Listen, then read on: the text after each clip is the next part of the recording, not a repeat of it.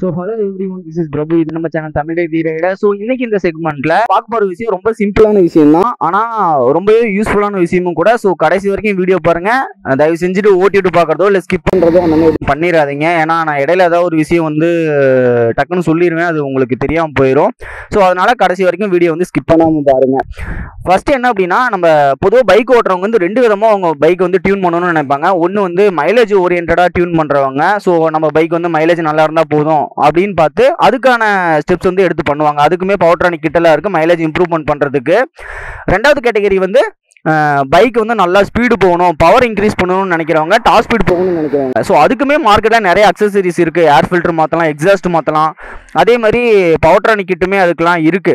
So இது ரெண்டும் இல்லாமல் இது ரெண்டுல எது பண்ணாலுமே நமக்கு செலவு அப்படிங்கிறது ரொம்பவே அதிகமாக போயிடும். ஸோ கம்மியான செலவில் யமஹா சீரிஸோட பைக்கோட ஸ்பீடை இன்க்ரீஸ் பண்ணுறதுக்கு ஒரு சின்ன ட்ரிக்கெல்லாம் கிடையாது. நிறைய பேர் தெரிஞ்சிருக்கலாம், தெரியாதவங்களுக்கு தான் நான் சொல்கிறேன்.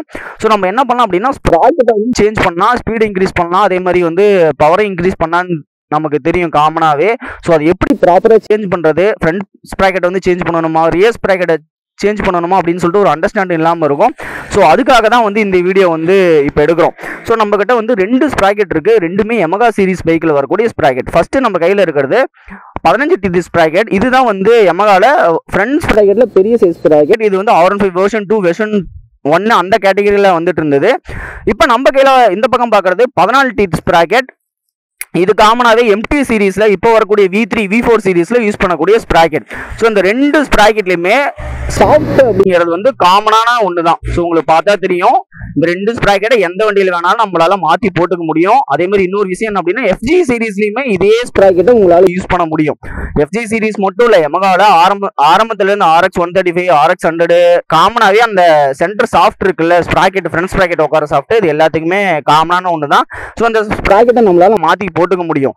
ஸோ நம்ம கையில் இப்போ ஒரு சின்ன ஸ்ப்ராக்கெட் இருக்கு, இப்போ ஒரு பெரிய ஸ்ப்ராக்கெட் இருக்கு. இது ரெண்டுமே ஃப்ரண்ட் ஸ்ப்ராக்கெட். நல்லா நான் வச்சுக்கோங்க, இது ரெண்டுமே நமக்கு ஃப்ரண்ட் ஸ்ப்ராக்கெட் மட்டும் தான் நம்ம பேச போறோம். ரியர் ஸ்ப்ராக்கெட் பத்தி நம்ம பேச போறதே கிடையாது.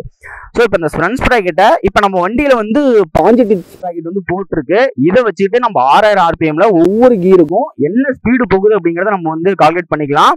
ஸோ அப்படி கால்குலேட் பண்ண அப்புறமா சின்ன ஸ்ப்ராக்கெட் வந்து ஹையர் ஸ்பீடு கொடுக்குதா, பெரிய ஸ்ப்ராக்கெட் வந்து ஹையர் ஸ்பீடு கொடுக்குதா அப்படிங்கிறத நம்ம வந்து நோட் பண்ணிடுவோம். ஓகேவா? ஸோ ஆல்ரெடி நம்ம பைக்கில் வந்து 15 டிடி ஸ்ப்ராக்கெட் தான் இன்ஸ்டால் பண்ணியிருக்கோம். ஸோ உங்களுக்கு பார்த்தாவே தெரியும். ஸோ 15 ஓகே, இங்கே பாருங்கள் 15 டிடி ஸ்ப்ராக்கெட் தான் இன்ஸ்டால் பண்ணியிருக்கோம். ஸோ இப்போ 6000 RPM கான்ஸ்டண்ட்டாக வச்சுட்டு ஒவ்வொரு கீருக்கும் என்னென்ன ஸ்பீடு வந்து ரீச் பண்ணுது அப்படிங்கிறத நம்ம வந்து செக் பண்ணிடலாம். ஸோ ஆல்ரெடி என்ன பண்ணியிருக்கேன் அப்படின்னா, நான் நோட் பண்ணி வச்சுருக்கேன். First gear 28 to 30, second gear 41, third gear 55, fourth gear 65, fifth gear 78 to 80, sixth gear வந்து 89 to 90. ஸோ இந்த ஸ்பீடை வந்து ரீச் பண்ணுதான்னு பார்க்கலாம். ஸோ ரைடிங் அப்போ லைட்டாக வாய்ஸ் கொஞ்சம் கிளியராக இல்லாமல் இருக்கும். ஸோ கொஞ்சம் தயவு செஞ்சு கொஞ்சம் அட்ஜஸ்ட் பண்ணிக்கோங்க. ஓகே, ஒரு ரெக்வஸ்ட்டாக தான் கேட்குறேன். ஸோ ஃபஸ்ட்டு வந்து first gear come on okay 28 to 30 கரெக்டாக தான் இருக்குது. செகண்ட் கியர் அதே மாதிரியே தான் 41. Okay, third gear okay 55. Okay, கரெக்டாக இருக்குது. Fourth gear 65. Okay, fifth gear 78 to 90, அதுவுமே கரெக்டாக இருக்குது. சிக்ஸ்த் கியர் வந்து எப்படினாலும் ஒரு 90 ரீச் ஆகிடும், எனக்கு நல்லா தெரியும். 89 90. ஓகே, அந்த ரேஞ்சில் வந்து ஸ்பீட் வந்து ரீச் பண்ணிடுச்சு. ஸோ இப்போ நம்ம ஒரு RPM லெவலில் நம்ம என்ன பண்ணிட்டோம் அப்படின்னா செக் பண்ணிட்டோம். இப்போ டெய்லி பேசிக்ஸில், அதாவது இப்போ காமனாகவே யமஹா பைக் வச்சுருக்கவங்க ஒரு 4500 RPM 6th கியர் அப்படிங்கிறத கான்ஸ்டண்ட்டாக ரைட் பண்ணுவாங்க. ஸோ அந்த RPMல வந்து என்ன ஸ்பீடு வந்து கெயின் பண்ணுது அப்படிங்கிறத செக் பண்ணிடுவோம். Okay, so 4500 RPM.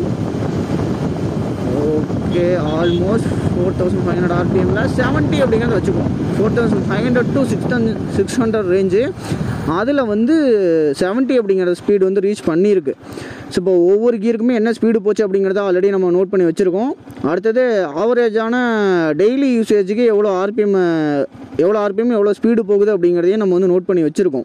இது ரெண்டையும், அதாவது இப்போ போய் 14 டீத் ஸ்ப்ராக்கெட் மாற்றிடுவோன்ட்டு இப்போ இந்த 14 டீத் ஸ்ப்ராக்கெட் அதிகமான ஸ்பீடு போகுதா, 5 டீத் ஸ்ப்ராக்கெட் அதிகமான ஸ்பீடு போகுதா அப்படிங்கிறத செக் பண்ணிடுவோம். ஓகே, ஸோ உங்களோட பைக்கில் வந்து இன்கேஸ் 15 இருந்ததுன்னா 14 மாற்றிக்கோங்க, 14 இருந்ததுன்னா 15 மாற்றிக்கோங்க. அது இந்த வீடியோவில் தான் கன்க்ளூட் பண்ண முடியும். ஸோ ஓகே, ஸோ போய் 14 டீத் ஸ்ப்ராக்கெட்டை நம்ம மாற்றிட்டு வந்துடலாம். ஓகே, ஸோ இப்போ நம்ம 14 டீத் ஸ்ப்ராக்கெட் வந்து நம்ம ஆல்ரெடி இன்ஸ்டால் பண்ணியாச்சு. ஸோ இப்போ கியர் பை கியர் 6000 ஆர்பிஎம்க்கு என்ன ஸ்பீடை வந்து ரீச் பண்ணுது அப்படிங்கிறத நம்ம வந்து செக் பண்ணிடலாம். ஓகேவா, ஸோ ஷாக்கிங்கான ரிசல்ட்டாக தான் கண்டிப்பாக இருக்கும். ஓகே, 26, 38, 51, 60,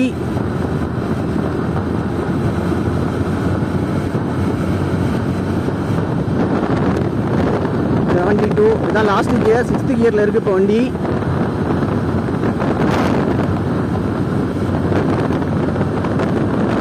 ஓமைகாட், 82 தான் போகுது, 82 தான் போகுது. நம்ம வந்து 15 டீத் ஸ்ப்ராக்கெட் போட்டிருந்தப்ப நம்ம வண்டியோட ஸ்பீடு பார்த்தோம்னா 6000 ஆர்பிஎம்மில் 89, 90 போச்சு. 6000 ஆர்பிஎம் அந்த ரேஞ்சிலே கிட்டத்தட்ட 10 km/h அப்படிங்கிற ஸ்பீடு வந்து நமக்கு ரெடியூஸ் ஆகிடுச்சு 14 டீத் போட்ட அப்புறமா. Oh my God. ஸோ நம்ம காமனாகவே நம்ம ஒன்று என்ன நினைப்போம் அப்படின்னா 14 டீத் ஸ்ப்ராக்கெட் வந்து நமக்கு ஸ்பீடு எடுத்து கொடுப்போம்னு நினைப்போம். அது வாய்ப்பே கிடையாது. ஏன்னா நம்ம வந்து அது ஃப்ரண்ட் சைடில் இன்ஸ்டால் பண்ணியிருக்கோம். ஸோ எதனால் அந்த ஸ்பீடு வேரியேஷன் அப்படிங்கிறது ஆச்சு அப்படிங்கிறத நான் உங்களுக்கு டீட்டெயில்டாக இப்போ ஒரு சின்னதாக ஒரு பேப்பர் வச்சு உங்களுக்கு எக்ஸ்பிளைன் பண்ணிடுறேன். ஸோ அதுக்கு முன்னாடி என்ன பண்ணுவோம் அப்படின்னா டே டைமில் வந்து எவ்வளோ தூரம் அடி வாங்குதுன்னு பார்ப்போம். ஸோ டே டைம்லாம் நம்ம ஆல்ரெடி 4500 ஆர்பிஎம் பைக் வந்து ரைட் பண்ணும்போது நமக்கு 70 ஸ்பீடு அப்படிங்கிறது கிடச்சிது 6th கியரில். ஸோ வண்டி வந்து டாப் கியருக்கு கொண்டு வந்துடுவோம். ஓகே, டாப் கியரில் தான் இருக்குது. ஸோ இப்போ அதே 4600 ஆர்பிஎம் 4500 ஆர்பிஎம் ரேஞ்சு தான் நமக்கு என்ன 64 தான் கிடைக்குது. ஸ்பீட் ரெடியூஸ் ஆகிருக்கு. ஸோ 70 வரணும்னு எவ்வளோ ஓட்டணும்னு பார்ப்போம். 70 ஓடணும்னா ஆல்மோஸ்ட் 75,000 ஆர்பிஎம்முக்கு மேலே போகணும். 5000 ஆர்பிஎம்முக்கு மேலே போனால் மட்டும்தான் நமக்கு வந்து அந்த 70 அப்படிங்கிற ஸ்பீடே கிடைக்கிது. ஸோ ஸ்பீடு அப்படிங்கிறது 14 டீத் போடுறப்ப நமக்கு ரெடியூஸ் ஆகிடுது 15 டீத்தை கம்பேர் பண்ணும்போது. இது எக்ஸ்பெக்ட் பண்ண ரிசல்ட் தான் நான் ஆல்ரெடி சொல்லிட்டேன்.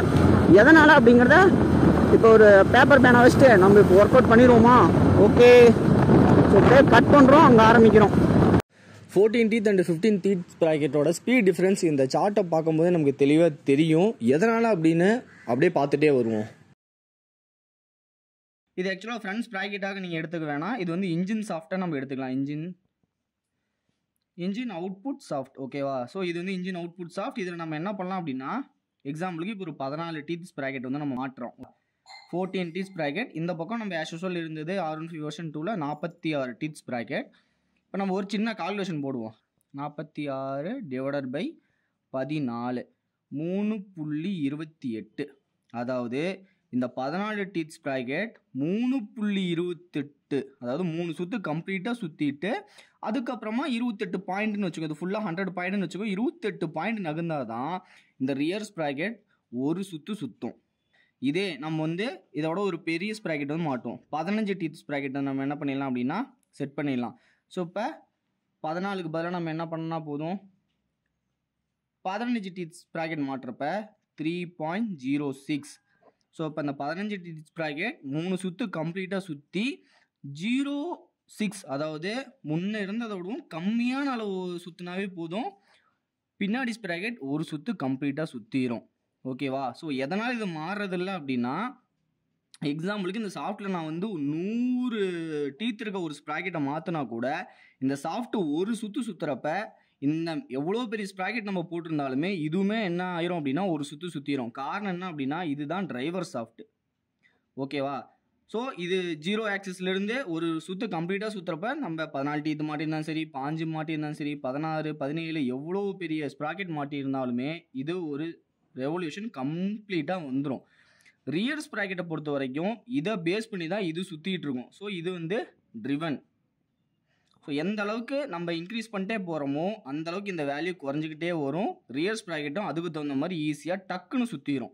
ஸோ அதனால தான் 14 டீத்தை கம்பேர் பண்ணும்போது 5 டீத்து போடுறப்ப பின்னாடி ஸ்ப்ராக்கெட் ஈஸியாக சுற்றிருச்சு. ஸோ அதனால தான் நமக்கு பெட்டரான டாப் ஸ்பீடு கிடைக்கும், பெட்டரான மைலேஜும் கிடைக்கும். இந்த ஒரு விஷயத்தை நம்ம கான்ஸ்டன்ட் எடுத்துக்கிட்டால் நமக்கு வந்து டாப் ஸ்பீடும் இன்க்ரீஸ் ஆகும், மைலேஜும் இன்க்ரீஸ் ஆகும். நம்ம வண்டி வந்து அதிகமான ஆர்பிஎம்மில் ரொம்ப அணத்திக்கிட்டு ஓட வேண்டிய அவசியம் இருக்காது.